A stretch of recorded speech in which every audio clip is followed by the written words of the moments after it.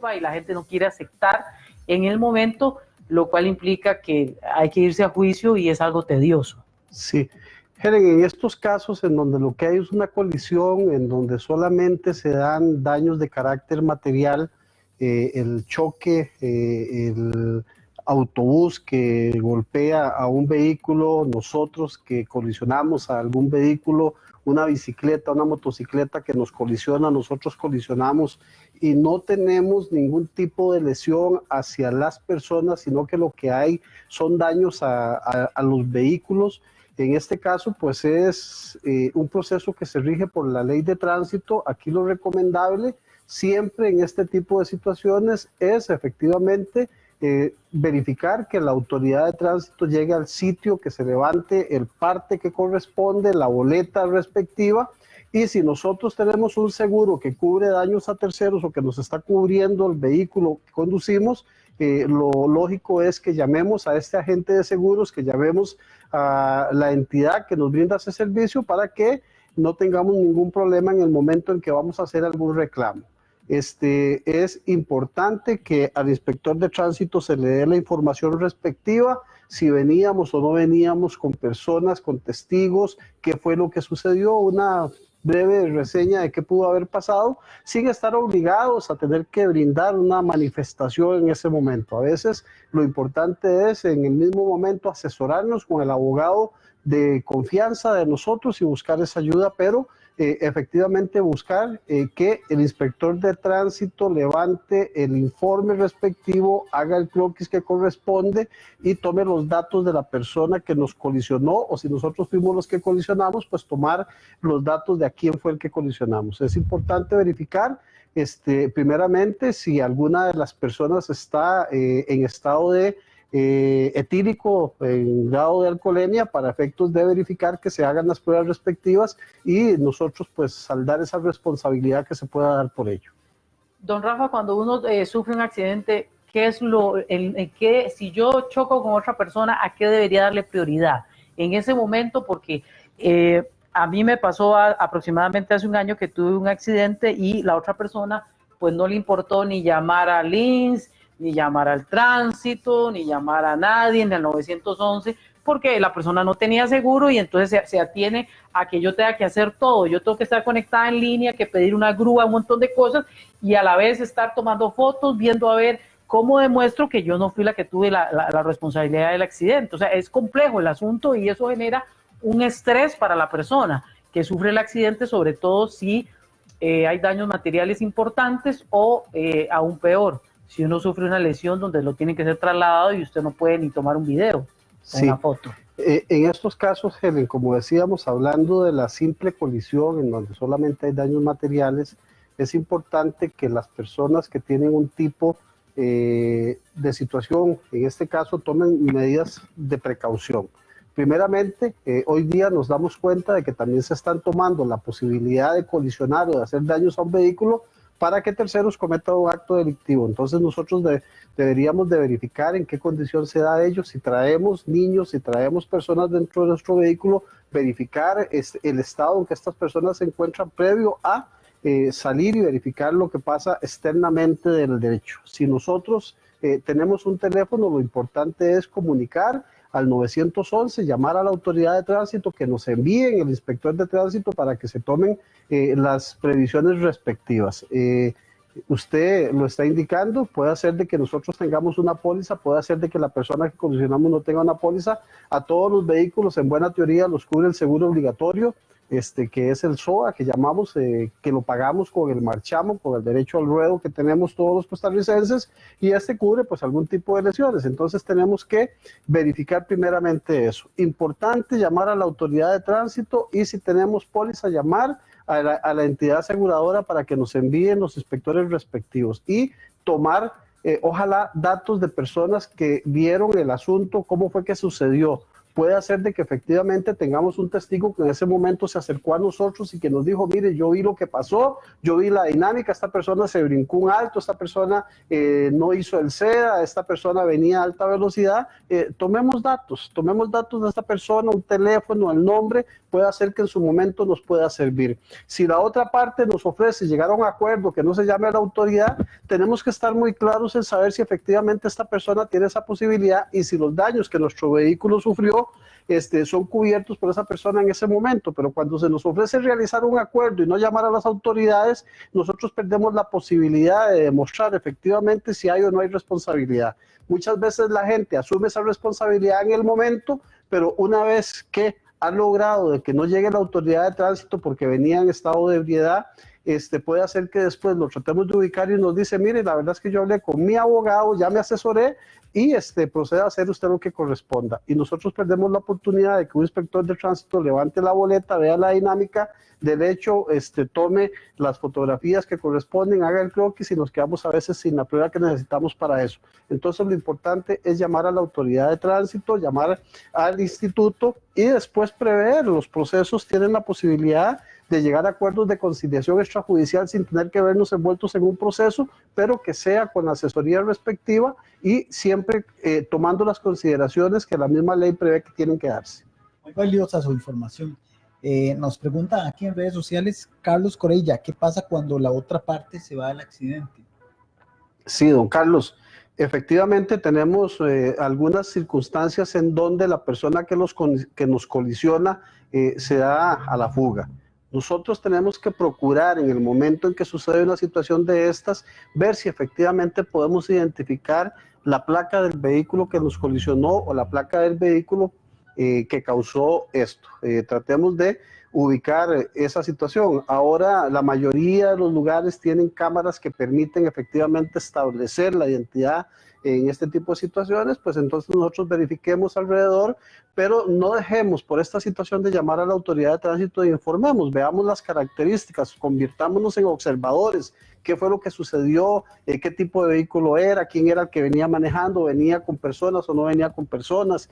La ley no castiga el que uno se dé a la fuga de un hecho de tránsito, porque efectivamente existe una resolución de la Sala Constitucional que determinaba que las personas no incurrían en un hecho delictivo al salir de esta situación, porque se determinaba que en muchas ocasiones pues esta persona como imputado de una causa, pues por temor a lo que podía suceder, podía haberse involucrado más bien en un daño de terceros, dándose cuenta de que había sufrido o que el lugar en donde se dio el hecho no era un lugar seguro y por buscar seguridad pues se iba, y además de eso no estaba en obligación de brindar situaciones que le pudieran complicar a él. Entonces esta fuga no es más castigada, pero sí nosotros los que nos vemos afectados tenemos que ver la manera de cómo buscar la prueba para determinar quién fue el que los condicionó. Entonces busquemos dentro de la misma gente que hay testigos y verifiquemos si cerca de los lugares hay cámaras que pudieron haber captado ese hecho y denunciémoslo.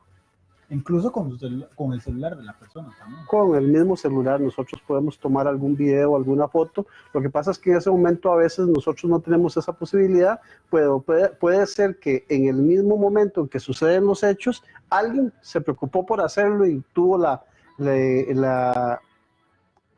idea de documentar ese hecho con una fotografía o con un video. Bueno, don Rafa, nos vamos a ir a la primera pausa comercial y al regresar, por supuesto que vamos a seguir aclarando las dudas que usted tenga. Ya casi volvemos.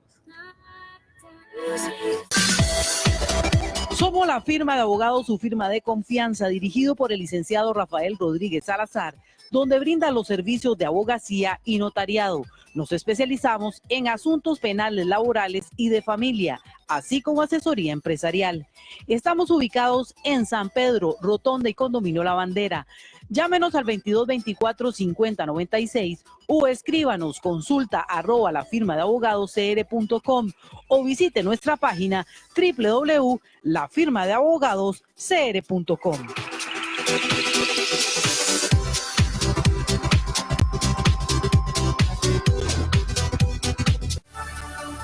Bueno, muchísimas gracias por continuar en nuestra sección de acción legal. Estamos hablando de las consecuencias, las secuelas y todas las implicaciones legales si usted sufre un accidente de tránsito. por supuesto, desde un caso muy sencillo como un simple choque hasta la muerte de una persona. Don Rafa, nos preguntan algunas personas, qué difícil, porque en Costa Rica no hay un examen en el momento del accidente para que yo sepa si la persona, aparte de venir bajo los efectos del licor, podía venir con el consumo de alguna droga, a menos que esa persona sea trasladada a un hospital y ya se le haga un doping. O sea, es complejo esa parte, porque ¿cómo va a saber yo o la persona de tránsito si la persona venía con una conducción temeraria por esta razón? Sí, en realidad, Helen, la ley prevé la posibilidad de que se castigue la conducción de la persona, no solamente en estado de alcoholemia, sino también en un estado de drogadicción con algún otro tipo de drogas que enerven la posibilidad de las condiciones normales de conducción. Lo normal es que el oficial de tránsito realice una prueba con un alcosensor para verificar si hay alcohol en sangre. Pero si el oficial de tránsito, las personas tienen alguna duda de verificar que esta persona venía consumiendo algún otro tipo de droga, marihuana, cocaína, heroína, crack, el oficial puede inclusive trasladar a esta persona a un centro médico que le haga una prueba de sangre y después se tendrá la posibilidad de determinar si en ese momento esta persona venía en estado de drogadicción con algún otro tipo de sustancia enervante. Esto es importante, don Rafa, porque el detalle de que la persona obviamente venga bajo los efectos de licor o de las drogas podría complicar la situación, en el detalle de que si hay involucrada una persona ya lesiones del accidente más grave o lastimosamente el tema de una persona que haya fallecido en el momento, y esto complica un poco más la situación. Si yo me voy involucrado y siento que sospecho venía en el vehículo que la persona está bajo esa condición, debería de hablar con la autoridad, que es el oficial de tránsito, y pedir que se hagan esas pruebas de inmediato. Sí, en este caso, Helen, tenemos que tener claro que ya aquí pasamos de un simple hecho de tránsito a un delito. Y entonces la autoridad de tránsito debería de ponerse en comunicación con las autoridades judiciales para que se tomen las medidas respectivas si se sabe de que efectivamente esta persona viene en estado etílico o viene drogado. Entonces esa posibilidad existe porque ya no es una infracción de tránsito corriente, sino que lo que hay es la posibilidad de que se configure un hecho delictivo y que sea la fiscalía la que efectivamente tenga que investigar. Debemos de tener claro, Helen, de que en los procesos normales, en donde es una situación de tránsito, una vez que ha pasado el hecho, las personas involucradas tienen la obligación de presentarse antes de 10 días al juzgado de tránsito que el inspector le indique para que pongan su denuncia, para que pongan su manifestación y para que se apersonen al proceso, porque si no lo hacen, el inspector de tránsito envía estas boletas, envía el informe al juzgado de tránsito y ahí el proceso va a seguir su trámite. Entonces es importante de que dentro de esos 10 días nos pongamos el propietario, el conductor y las partes involucradas a la orden de la autoridad judicial para verificar que ese proceso siga y que nos asesoremos. Don Rafa, aquí un usuario en Facebook nos dice, en Costa Rica solo el alcohol controlan y las demás drogas no. ¿Por qué? Estoy en derecho de pedir un examen. Es lo que estábamos indicando precisamente, Julio, de que si tenemos dudas de que o sospechas de que esta persona no solamente venía con alcohol, sino que podía venir drogado, entonces hacerle ver al inspector de tránsito, el inspector de tránsito se comunicará con las autoridades judiciales y se dará la orden de que esta persona sea trasladada a un centro médico, que se le haga el examen de sangre respectivo y que se le ponga a la orden de la autoridad judicial. Bueno, recordarles 84748686 o también los números de teléfono si usted quiere llamarnos en vivo para hacer una consulta. Don Rafa, ¿qué pasa? Me preguntan si una persona se va a primer juicio y es apelado en este caso y el juicio queda prácticamente nulo y se tiene que volver a realizar nuevamente. ¿Se empezaría de cero o lo que se hizo en el primer juicio es válido o no? No, en este caso en particular, Helen, los procesos de tránsito normales, en donde es un juez de tránsito el que resuelve, porque no hay lesiones, esos procesos tienen efectivamente el recurso de apelación que lo resuelve un juez penal porque tiene las mismas instancias penales. Si el juicio es anulado, vamos a una nueva audiencia como que si empezara de nuevo toda la situación. Inclusive podemos hasta llevar más testigos, podemos llevar más prueba. Lo que pasó se anuló como que si no hubiera sucedido nada, y empezamos con el nuevo proceso. Inclusive es otro juez el que tiene que resolver el asunto, porque el primer juez tiene que inhibirse del conocimiento porque ya había conocido el asunto y había resuelto sobre el fondo. Entonces existe esa posibilidad.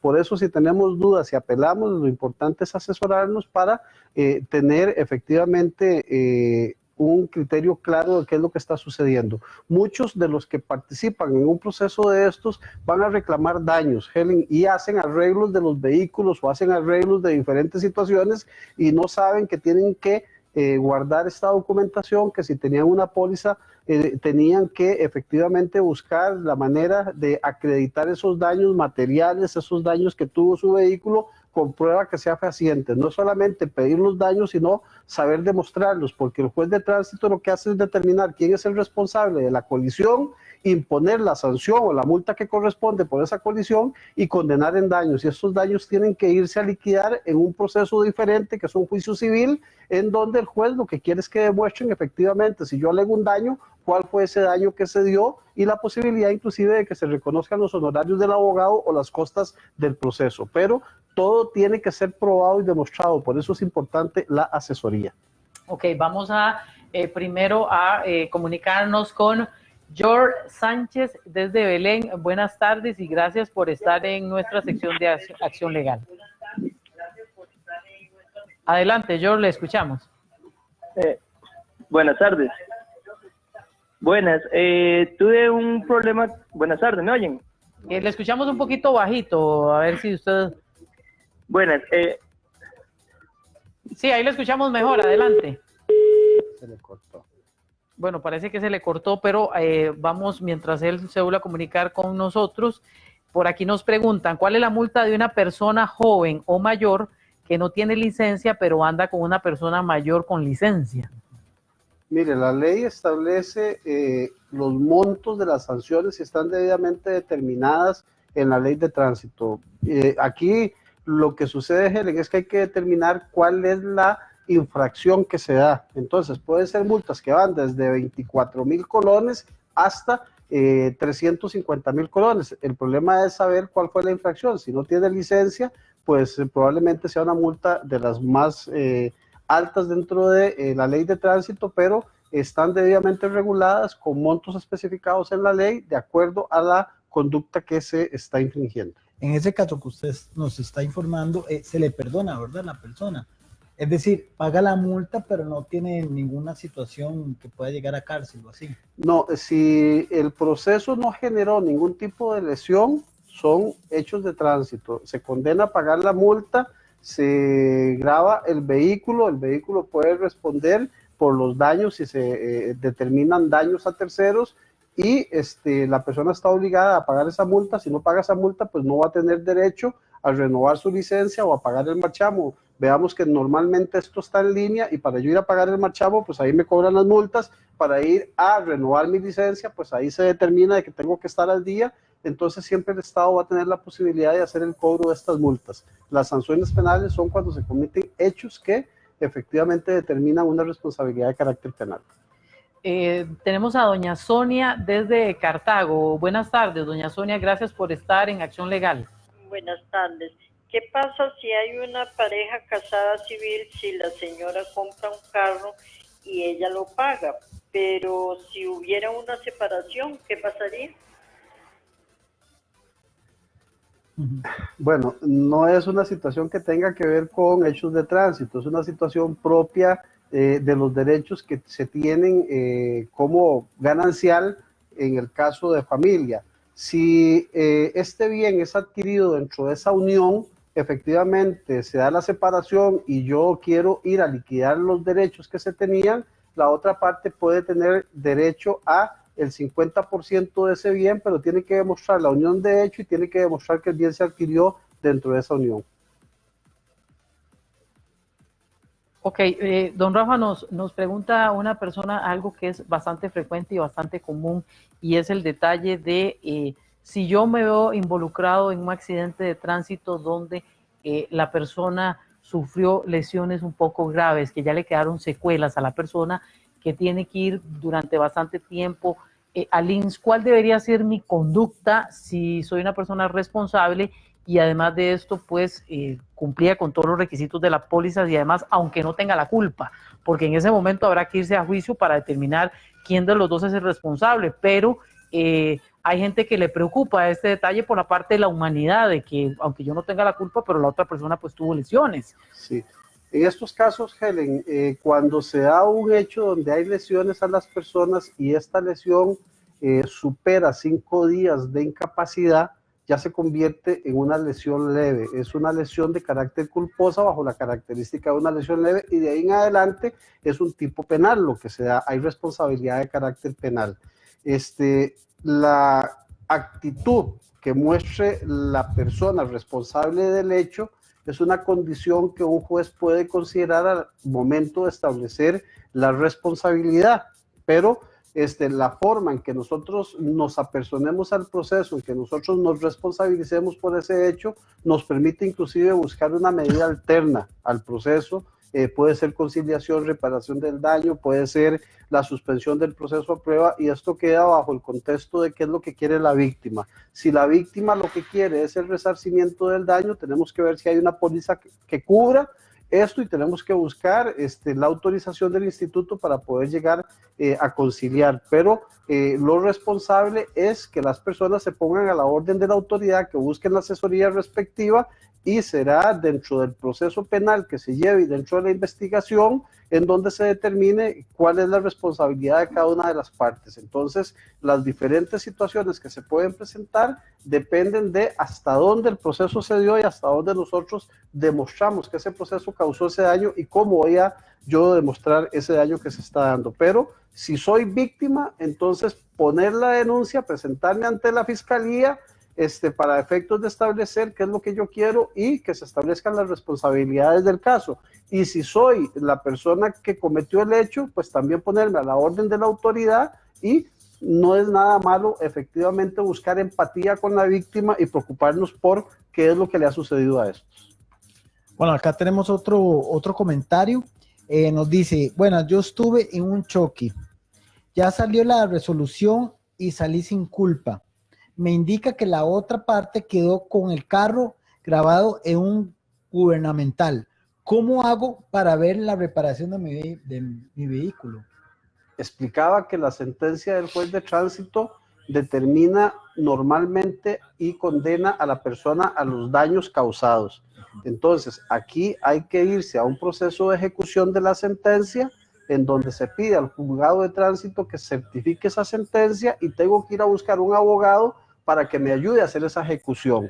Ahora, lo que les dije es, efectivamente, tengo que tener las pruebas para demostrar los daños que se me han causado y el costo de esos daños. Si yo reparé el vehículo, lo bueno es que haya hecho esa reparación y que haya pedido una factura que cumpla los requisitos de ley para poder cobrarla. Si por alguna circunstancia, hablemos que era un vehículo que utilizaba para ejercer mi labor, un taxista, un vehículo de carga, y yo perdí tiempo, perdí parte de mi ingreso, perdí parte de mi salario, eso es parte de lo que yo tengo que demostrar en ese proceso. Entonces me permite a mí ir a buscar esa ayuda, pero es una ejecución que tiene que darse antes de 6 meses después de notificada la sentencia, porque el despacho judicial mantiene grabado ese vehículo durante 6 meses. Si la otra parte no se interesó dentro de este tiempo en buscar la ejecución y mantener ese gravamen para que el vehículo responda por ese daño,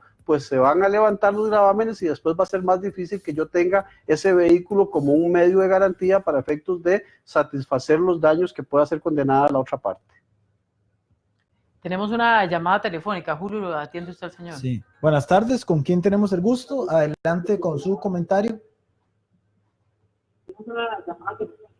Aló. Sí, buenas tardes. Buenas tardes. Buenas tardes. Sí, señor, Aló. ¿con quién tenemos el gusto? Adelante con su Jorge comentario. Guevara de Punta Arenas.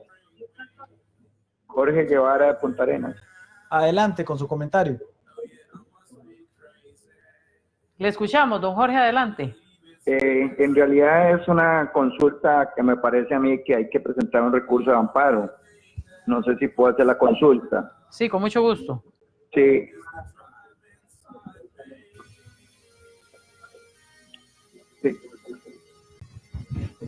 Vea, yo soy pensionado Sí, señor. y para salir del país tengo que hacer un depósito de 14 salarios, 14 montos de la pensión. Y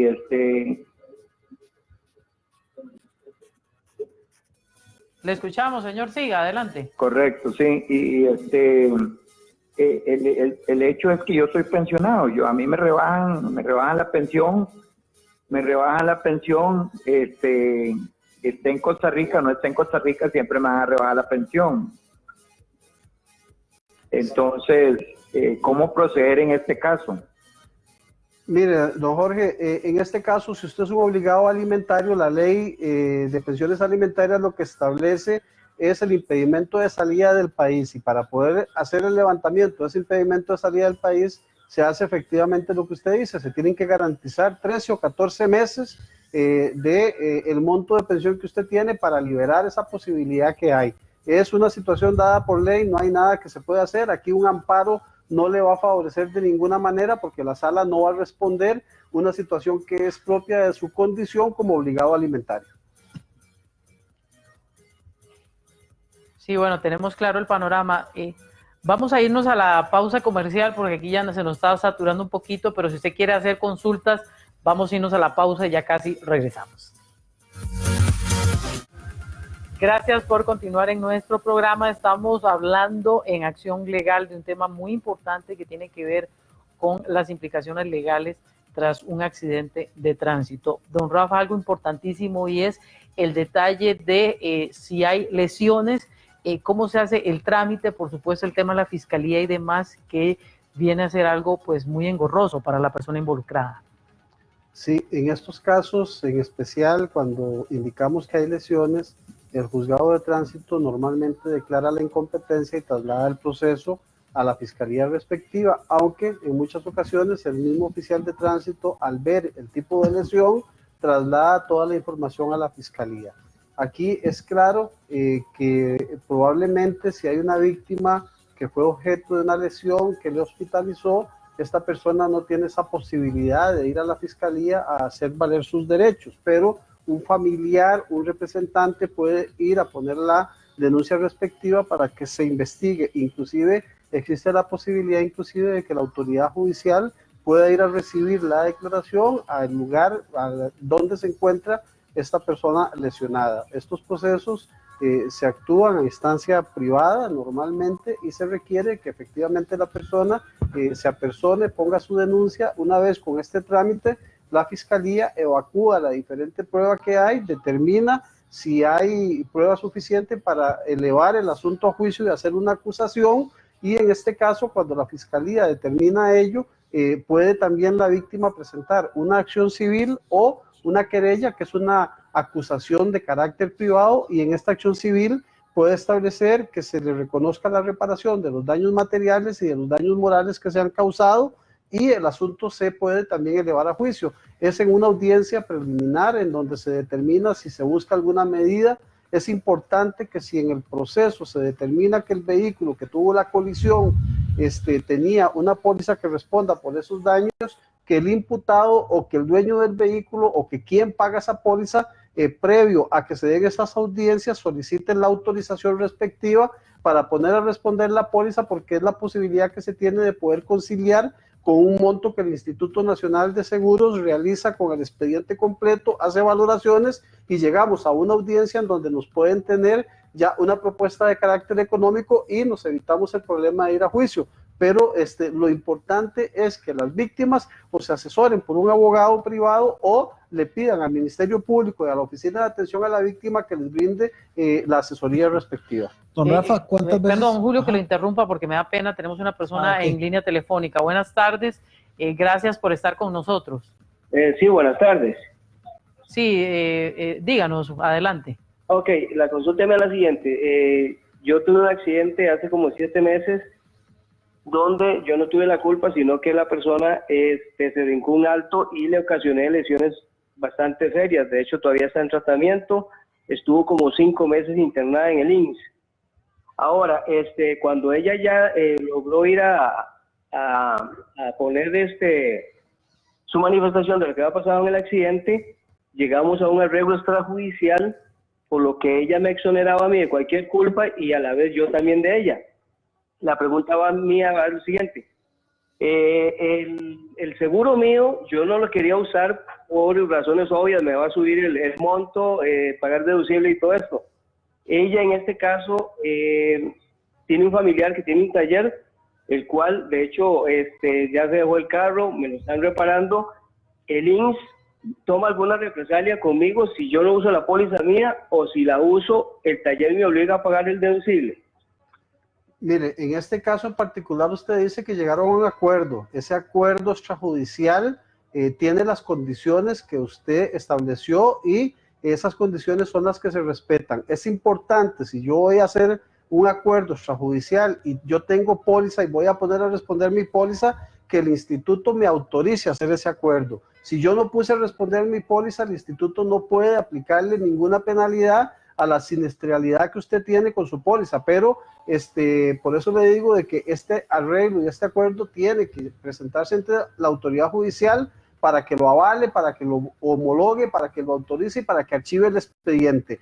Y la situación de lo que usted acordó con la persona para la reparación de sus daños en nada tienen que ver con si se reconoce o no se reconoce el deducible. Ese acuerdo tiene que estar determinado por lo que ustedes decidieron hacer. Entonces, si usted va a ir a poner a responder y va a pedir que le paguen un deducible y no puso a responder esa póliza, entonces el acuerdo no fue considerado como corresponde. Por eso es importante asesorarse y verificar que estos acuerdos establezcan qué es lo que yo efectivamente pretendo que se dé. Si usted dice que la otra parte fue la que se puso en peligro y fue la que ocasionó las lesiones que tuvo, pues de ahí lo importante era demostrar eso o en el acuerdo establecer que ella efectivamente pagaba lo que le correspondía, pero si usted pone a responder la póliza, ahí va a tener siniestralidad.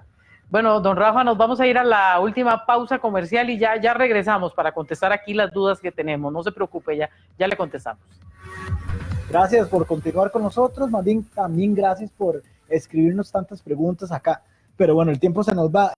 Don Rafa, queríamos preguntarle también, acá nos dicen, Carlos Corella, cuando el accidente es en un lugar diferente a mi domicilio, ¿se puede trasladar las notificaciones, por ejemplo, a La Juela versus Liberia? Sí, en este caso la jurisdicción del hecho se juzga en el lugar en donde sucede el accidente, pero el medio que yo ofrezco para recibir notificaciones, que puede ser un correo electrónico o un fax, puede ser en cualquier lugar del país. Lo importante es que ese correo esté autorizado y que el fax esté dedicado precisamente para ello. Quiere decir que tengo que ir al Tribunal de Liberia al juicio. Si sucedió en Liberia el hecho, pues corresponde a Liberia. Ok. Don Rafa, por aquí nos pregunta, yo estuve en un choque, ya salió la resolución y salí sin la culpa. Me indica que la otra parte quedó con el carro grabado, es un carro gubernamental. ¿Cómo hago para ver la reparación de mi vehículo? Explicábamos, Helen, que si la sentencia estableció la responsabilidad de esos daños, pues tengo que ir a ejecutar esa sentencia en la vía civil y de esa manera determinar que se condene al Estado a pagar la reparación de esos daños. Esa ejecución, como es un ente gubernamental, va a tener que presentarse esa ejecución ante el juzgado contencioso administrativo. Bueno, recordarles el número de teléfono de don Rafa, 2224-5096. Si no, lo puede tomar la firma de abogados de Costa Rica. Usted puede, por supuesto, llamarlo para hacerle las consultas y tener una atención más personalizada. Don Rafa, para terminar, la próxima semana va a tener la Asociación de Abogados de Costa Rica, precisamente este congreso que tenemos en pantalla de Derecho Penal, y estará viniendo uno de los mejores magistrados desde México, don Jesús. Sí, Helen, efectivamente, la Asociación Internacional de Profesionales en Derecho de Costa Rica estamos realizando un evento de carácter internacional de derecho procesal penal en donde tenemos expositores nacionales de calidad y temas de mucha importancia. Pueden participar estudiantes de derecho y abogados. El congreso se va a realizar el lunes 22 y 23 de julio en el Colegio de Abogados de Costa Rica, Auditorio Pablo Casafón.